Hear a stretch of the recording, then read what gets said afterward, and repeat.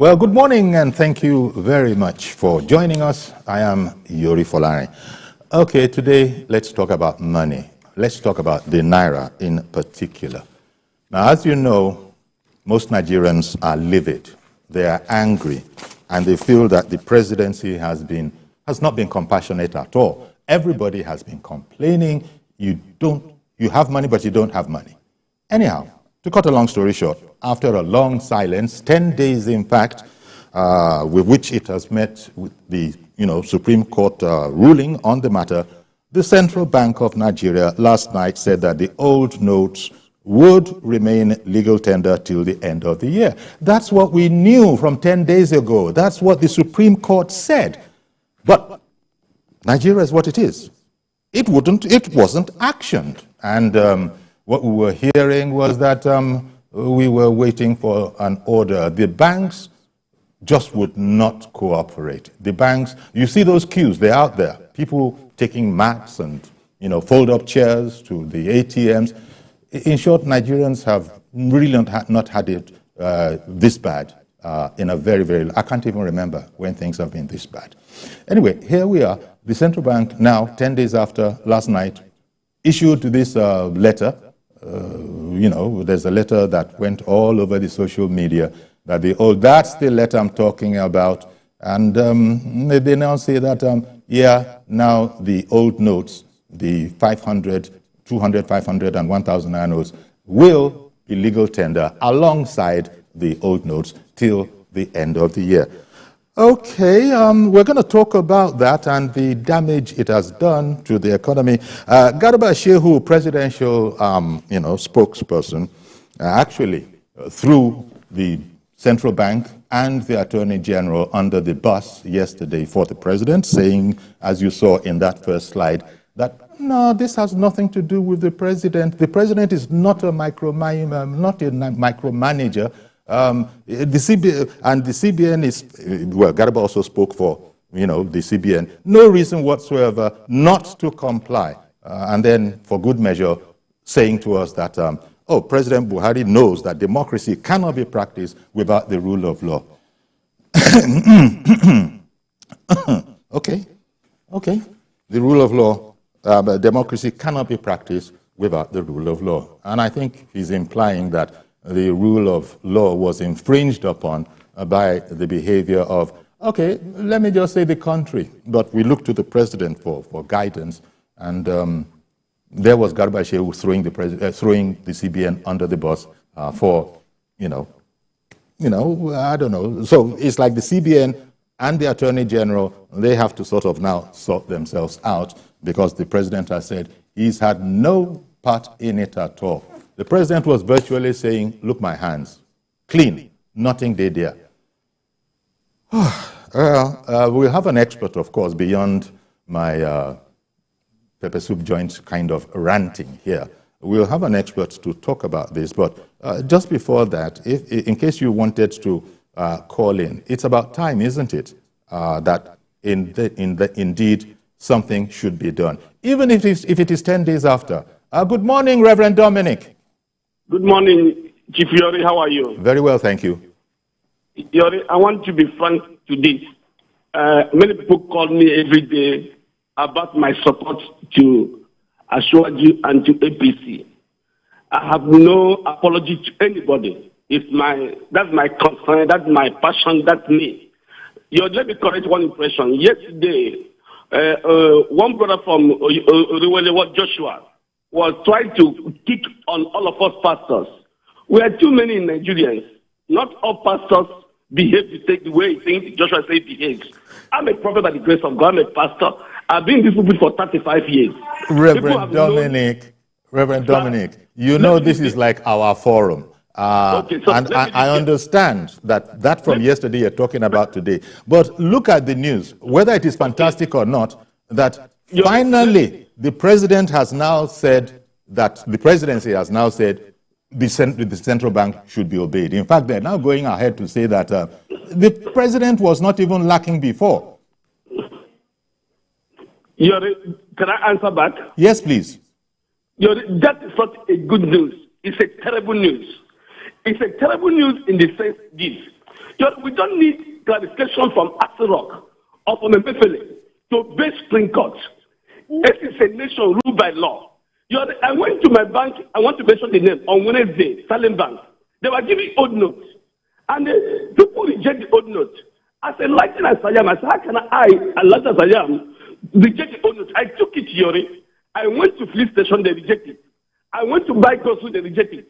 I went to market women, they rejected it. What kind of a nation is this? I want to be frank to and fair to Ashwaju. Maybe when they come, he will rebuild this nation. But APC and Buhari have taken us back to 1999. Okay. Now, I think that's going to be our subject matter today because Garba Shehu, speaking for the presidency, says this has nothing to do with the president at all. Nothing whatsoever. Chief Abdullah used to say, if you want to know how the fish smell, you smell the head. This presidency, let me use that word, this presidency have damaged the cycle of this nation. I've been attacked several times, you're supposed to know, by supporting Mr. President. Why do you keep quiet the changes, knowing the emotion, the tension in the nation? It should be the next day. We accept this Supreme Court law. Let Nigerians move ahead. Now you said 10 days later, and Nigerians will take more weeks, more months to get to terms to use old Naira notes because of our psychology. This government have caused more pain. And what we see next week, I pray for God. But God of governance anywhere in the world is about political party. When you go to America, you talk about Democrats, we talk about Republicans. And we have built that culture here. When we brought APC to correct the wrongs of PDP. But Yori, we know where we are today. Let me add this, Yori. If you read newspaper this morning, Punch, I got a sad news that Mr. President-elect is not interested in the National Assembly leadership. Remember, that is an unusual road. We went in 2015, and the Sariki went to step in National Assembly and took over Senate. Okay. You know what reported from 2015 I hear you, Reverend Dominic. How can he say he's not interested again? I hear you, Reverend Dominic, but you've actually crisscrossed over a number of lines, all of them important, that we wanted to sort of take one by one. So thank you very much for calling in. But let's look at this whole subject matter of this is nothing to do with the president. Garba Shehu, speaking for the presidency, saying this has nothing to do with the president. The president cannot rightly be called incompassionate. That's not his style. And well, you see, the thing with that is that when you say that, you're actually throwing the CBN governor and the Attorney General, you're throwing them under. But then Garba Shehu, comes gentleman, had much to do with this as well. So you see, as Reverend Dominic just finished saying, what kind of a country is this? That's not the most political, intellectual, political language. But I guess he's speaking for a lot of Nigerians who just say that they don't know what is going on. How can Garba Shehu say what he said? Yeah, it's his job, but he has said it 10 days after the Supreme Court ruling. Someone in IKEJA calling in. Good morning. Mr. George. Mr. George. Yes. Good morning to you. Good morning, Uncle Yori. Good morning. Can you hear me? Yes, we can hear you. Uncle Yori, I totally disagree with Garba Shehu. And I don't know what to call it. The president cannot be making that claim. The Supreme Court judgment was pronounced. The following day, he traveled to Sierra Leone. If he wanted to obey the rules, the order, he would have given instruction to the CBN governor that day before he traveled. We are not babies here. Garba Shehu was even saying that the CBN governor doesn't need any such instruction. He said the president is not a micromanager. Uncle Yori, how can you believe that? That's why I say we are not children here.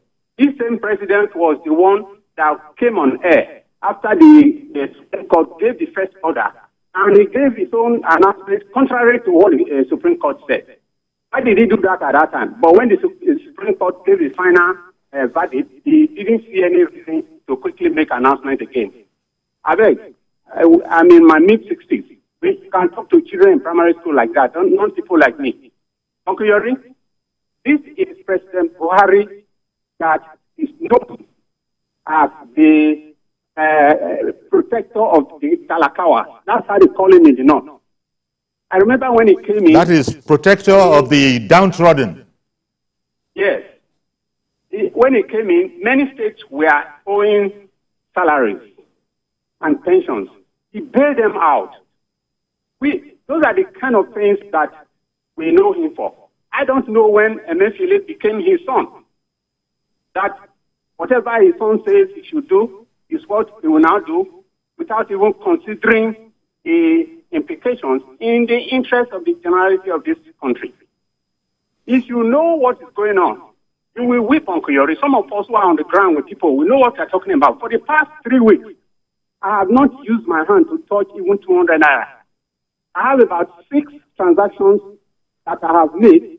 The money is out of the account.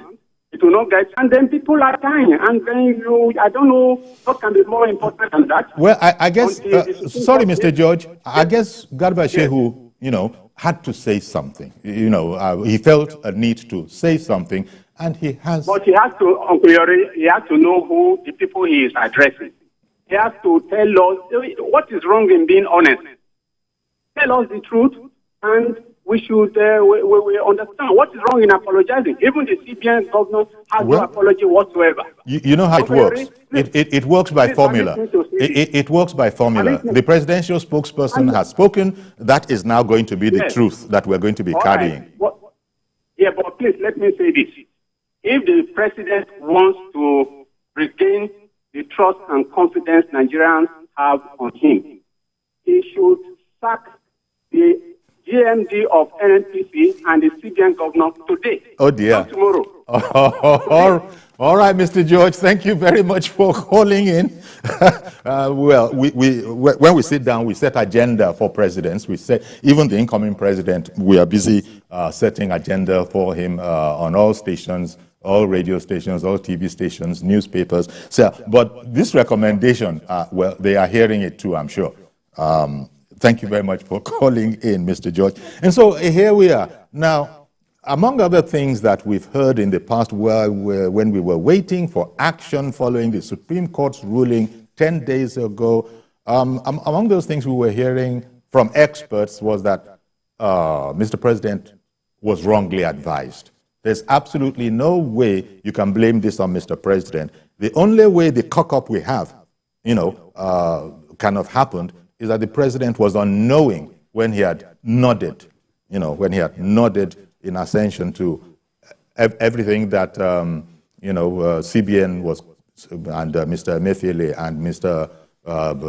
Attorney General, what they were telling him. He was misadvised, was what we were hearing. But when we say, look, you can't make it sound as if Mr. President doesn't know his left from his right. But easy, this is what the spin doctors give us. Let me go to Ladipo now. Somebody's calling in from Ladipo. Yeah, actually, it's not Ladipo. It is Ladi. Please go ahead, Ladi. I didn't, from calling in from Lagos. I was wondering, I've not started selling spare parts. Good morning, Uncle Yori. How are you Sorry today? about that. Good morning to you. That's okay. That's okay. I'm excited about the topic we're discussing this morning, and I'm quite glad I was able to make my contribution. Uncle Yori, this country is a very funny country, and people don't take public governance very seriously. What we have seen in the last sorry, Ladi. That opening sentence, this country is a very funny country. You know how we are here. We're passionate about Nigeria. We don't deride Nigeria. You and I know. I am super passionate about Nigeria. Okay. And that's why when you see things like this happen, it breaks your heart. It breaks your heart. You see what people have been going through in this country? People are treated with such a disgust and in such an embarrassing manner to get their money, their hard-earned money. When you see what they went through, they go to the bank by 5 a.m. to get tally. They give some as long as 170. Up until 4 o'clock, they will get to like 85. Yeah, but sorry, Ladi, we were all blaming the president for that. He is the top dog. The buck stops at his desk. We were all blaming him for that until we've now heard that we were all in error. We shouldn't have been touching Mr. President at all. We were not in error. We were not in error. You know, Nigeria is a very intellectual society. We were not in error in any way. You look at that statement. I read it. It was such a lengthy statement with absolutely no message in it. I felt so embarrassed. What was in that message? Nothing, Uncle Yori, nothing. No apology, no acknowledgement of failure. The court, when Supreme Court sat, they said let status quo remain. The president went ahead and issued a statement, came on air, made the national broadcast, and only 200 naira should be recirculated into the system. So we waited. We got a judgment. It took 10 days. After 17... You should give kudos to those governors, and especially people like Malam Nasir El-Rufai, who stood up to the president, because you consider El-Rufai as one of the closest persons to the president. That's right. And he took him up on this matter and said, Mr. President, on this one you are wrong.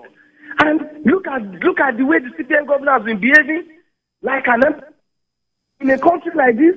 Okay, you know, thank you very much for calling in, Ladi. Ladi, did you notice?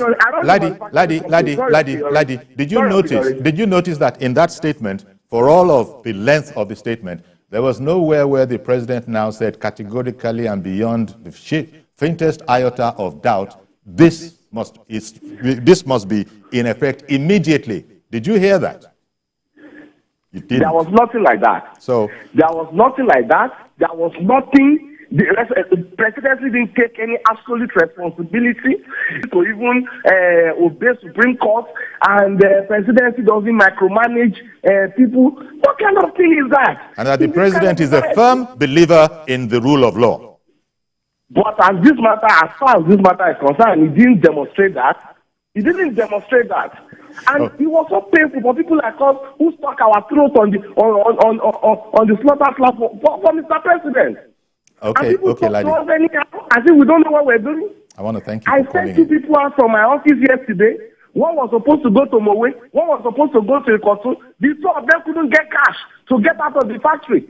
What is the cost of that manpower loss if you multiply it by the total number of people who find themselves in that position in the country? Do we even count our cost? Do we count our cost? No. Has anybody sat down and said how much have we lost? Okay. And nobody's taking responsibility. Nobody's apologizing. The president should be apologizing to Nigeria. Okay, let's leave it there, Ladi. I think you've made your case, and I would dare to suggest that this must be the situation in the minds of hundreds of thousands, if not millions of Nigerians. There has been no apology, you've noted, from the presidency for putting us through all of this stress. We're not even going to go into the origins of the idea, because you know, it has been said frequently that, wait a minute, the CBN has also sort of patched onto this a cashless policy drive. Nobody's against that. A lot of people see the sense in that. Nobody is saying, no, that can't work. In fact, we've been doing some version of it. But I think Mr. George called in earlier. I don't know if you've also alluded to it. Even that is not working how it should work. In this kind of transferring funds, you know, you have situations where the funds leave your account, don't arrive over there. Yeah, no problem. We're not blaming the presidency for that. These are teething problems. We will get there. So nobody is against the cashless policy. But this one, I'm just sorry for the central bank and the attorney general, because they were thrown under the bus yesterday night by the presidential spokesman, Garba Shehu. Not that that was his intention, but that is what happened. Because you've now heard that the president had nothing to do with this, and that they didn't expect anybody to be waiting for orders from above. When all the bank managers up and down Nigeria refused to do the needful, saying that they've not heard from the authority that they want to hear from. I guess that would be the central bank governor. I have a caller from Uyo. Good morning. Victor in Uyo. Good morning. Good morning, sir. Go ahead quickly, please. My name is Victor, calling from Uyo. Welcome. Please, we need issue of money for this part of this side. We suffer a lot for this. Okay. We suffer a lot on this side with this money issue. Victor, how have you suffered? What kind of suffering? How do you mean you've suffered a lot? Yes, we suffer a lot because when they said that we should not use the money, a lot of us, we have that money in our hands. Somebody like me as a market seller. Carry on, Victor. Carry on. As a market seller, so I have a lot of that money in my house to 50-something thousand naira. In old notes. The old notes. But when the federal government issued a statement that we should not use it again, they put on the deadline. So what happened there is that how we're suffering is not only me alone, with our colleagues in the market that will suffer together. The 50,000 I have to give to all these people who sell cow trader. You give them 50,000 naira, they give you 25,000 naira. That is how we suffer loss in this side. Yeah. Then, now they come back, they said we should use this money again. We don't need this money. They stop us to use the money. We don't need it. We are not happy. That is why the market people are not collecting, because we were the one who suffered loss from our market. And now we can't even buy market, because even the one who paid in our account, you can't even withdraw. Yeah. So in my own issue is that the court would have automatically, as in the Central Bank of Nigeria, to give us our money, the one we pay in, let us have access. As they said, they should bring out the old note. We don't need the old note. We suffer a lot for the old note. They should give us our new note so that we can have access and use it. Yeah. That is it. Because what happened in the past, that 31st December, they will still repeat again. We'll still go ahead to suffer loss again, because they will stop us of using it. Then that money will become dormant in our owner. So we don't want to suffer it again. They should give us new money, and we are not happy. We are too suffering. They should give us our money. That is it. Thank you. Thank you very much for calling in, and I hope Garuwa Shehu also heard that, because he needs all the field research he can get as to how this policy has been affecting people. The confusion that we now have on our hands. For one time, that note, the old notes are not legal tender. Then now, it is legal tender. Now, instead of you to come out with that news fast and avert further damage, you keep quiet for 10 days. And now, we haven't even got an express statement yet. Although something has come out from the central bank, there's this, that square letter that we showed you that suddenly showed up on social. The 200, 500, and 1,000 Naira notes will indeed be legal tender. And I'm very happy about that gentleman that called in from Victor from Uyo. Talk about confusion. You said go, then you said come. Now we've come, you said go again. You said we don't want again. That guy said, if he wasn't exaggerating, that he took 50,000 Naira old notes to get 25,000 Naira new notes. I have someone else on the line. Balogun is on the line. Balogun is calling in from Ogba. Good morning, sir. Good morning. Yori? My name is Balogun Mubarak. I'm calling from Ogba. Yeah. Actually, concerning this Naira crisis, I have some reservation about it. Sure. Let's hear it.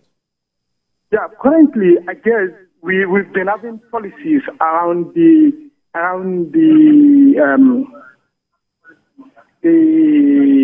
Naira policies, like the cashless policy we've been having in this country, and in which they've been terrible. I'm sorry to say this. Like, they've been terrible policies, and there's no implementation. There's no proper research. We do not have all these things in place before we put those things out. Like, they are just ridiculous policies all around. Since the first day of inception of Naira policy, we've been having so many dramatic points or policies around these money policies. And currently, this one has shown that our CBN governors have never or did not even put or consider the markets in the first place before putting out policies. Like, they did not make a very huge or very proper research about what and how we, the citizens, are living in the economy. So I don't think we should. I think we should start challenging the authorities, the authorities about how and who is their leader. Because I think currently Mr. has shown us that he's a typical illiterate and a wicked person. No, Mr. Balogun, no abuse allowed. Okay. No abuse allowed. But thank you very much for calling in. I appreciate your call. But Mr. Balogun, even though you're not online anymore, you will recall that when you want to go there, what can Emefiele do? What can Emefiele do? It's just that it's not always that we air, laundry out in the sun, in the broad daylight. Emefiele couldn't go ahead, is the way some people think, without getting a nod from the president. That is what people think. Now, we are not in the corridors of power, so we might be completely off the mark. But when Mr. Balogun wanted to get angry, and I had to sort of calm him down a bit, say, no abuse, he wanted to put it all on Emefiele. Emefiele, he would have done the right thing if he could have. I don't know how it all started, who came up with the idea in the very first place to go messing with our currency the way they have done now. But in terms of going back and immediately on the very day of the Supreme Court ruling, in terms of, within that day, saying the right thing needs to be done, immediately go with the Supreme Court. From today, all former money is good again. We didn't hear that from the presidency. It is another thing that we heard. But I have another caller on the line. Sheson from ABULE. Good morning to you. Good morning, Uncle Yori. Good morning, sir. Please go. Contributing to the topic before us this morning, what Garba Shehu is saying about the presidency or the president is unheard of. And it reminds us of the arrogance or the arrogancy of the military head of state of those days in Nigeria. They never agree to whatever they have done wrong. I think they are bringing back that memory of the military head of state being right all the time with their wrongs. That is what we are experiencing in this democracy. And if they are to allow the rule of law in this democracy, when the order of the Supreme Court came about 3 weeks ago, that the two currencies should exist, honestly, it's supposed to be natural. But the president has to come out again to say that it's only 200 Naira that is allowed, which is not within what the Supreme Court said. That was scandalous. That was scandalous. It went directly against the Supreme Court's ruling. Yes. So now, where I want to speak about is this. Thank God for the president-elect. He's a pro-democracy warlord. Let me put it that way. and I believe that... No, I wouldn't call him a warlord. I beg your pardon for interjecting. I beg your pardon. He's a pro-democracy leader. Yes. Because he has been in the trenches fighting this military for so many years, so many decades. I get you. I got your meaning. And we know that a true democracy is what we are going to experience come from May 29. Okay. Well, and all these shenanigans. I hear you, sir. The establishment. Thank you. Let's leave it there. Let's leave it there because we mustn't give the impression that we haven't had democracy all this while. We have. Don't forget that we, maybe people like you and me, we've been speculating that the president has been badly advised. At least that's our own speculation because other things that he has done have indeed championed democracy and the rule of law, as Garba Shehu sought to sort of put out there.